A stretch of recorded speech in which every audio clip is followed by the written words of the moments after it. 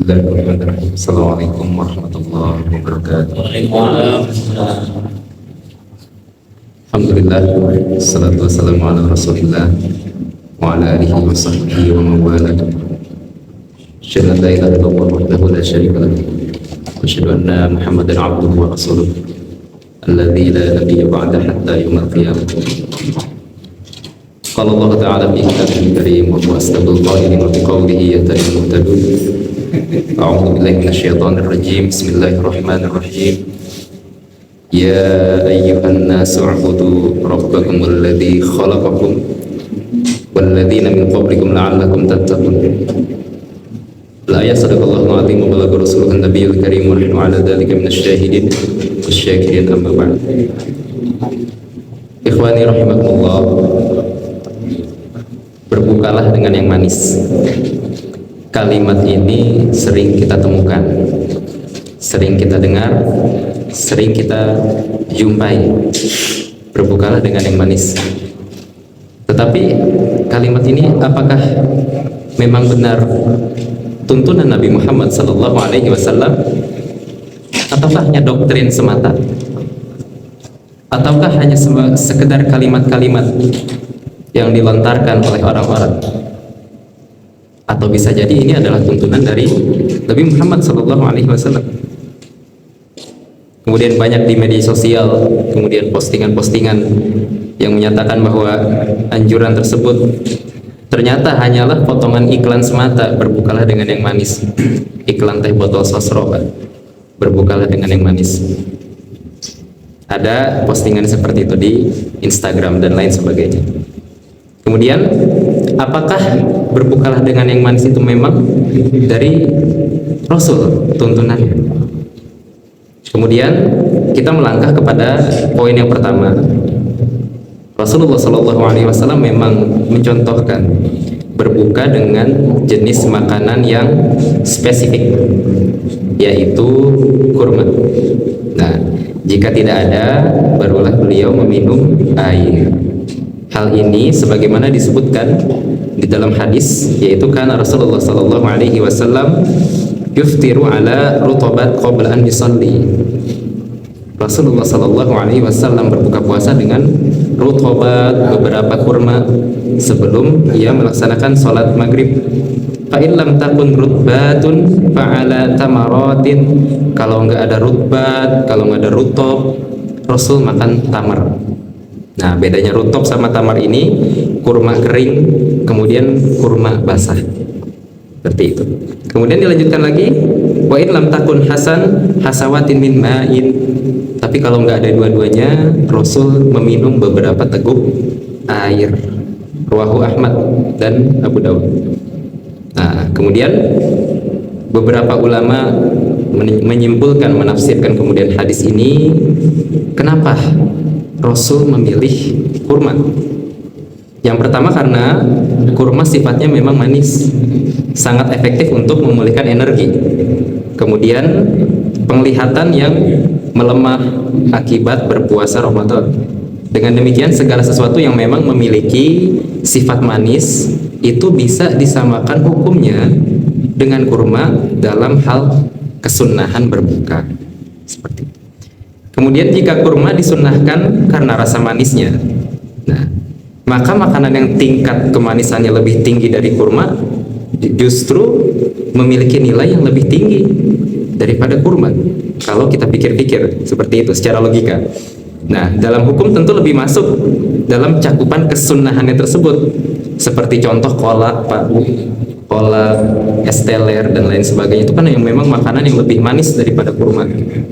Kalau kita pikir secara logika, kalau memang diukur kesunahan itu dari manisnya, maka hal tersebut lebih bernilai daripada kurma.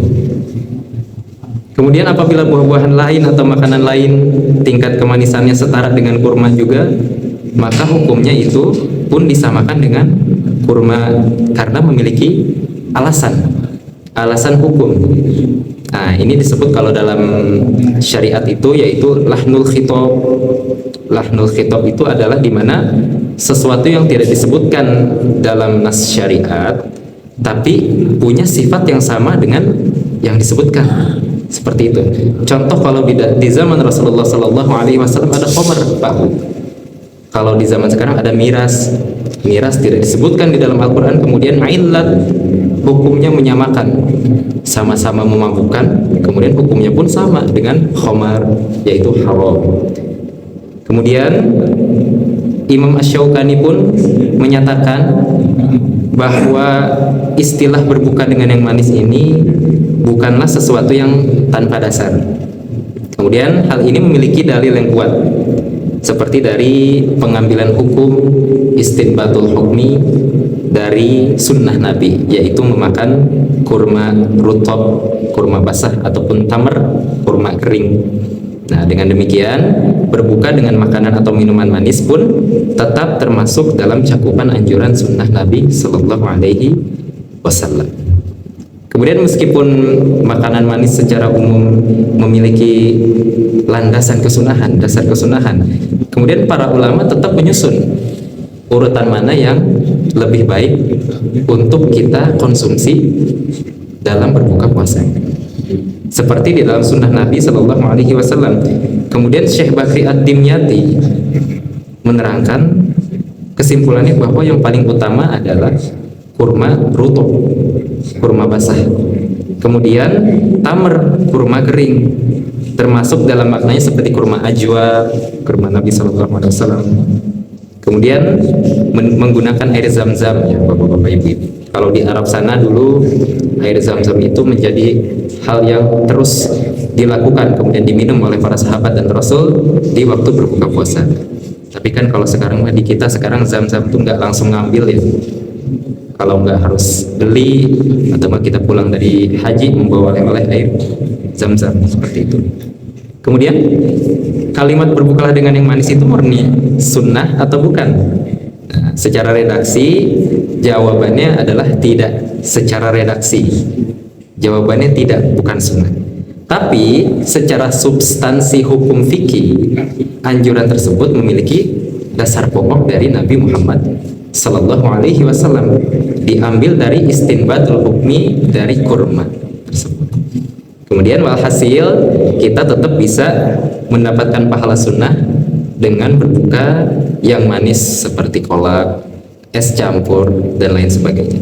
Meski demikian, kalau ada kurma ataupun air putih, maka itu adalah lebih baik untuk kita konsumsi terlebih dahulu. Wallahu a'lam bishawab. Tapi kalau di kita mah ya, kalau ada bala-bala, kayaknya bala-bala duluan yang kita makan ya Pak Gue. Bala-bala duluan yang cepat habis, gehu dan lain sebagainya. Kalau kata orang mah kurma sunnah, bala-bala wajib. Ya, tapi nggak apa-apa. Kurma itu sunnah, bala-bala itu juga halal.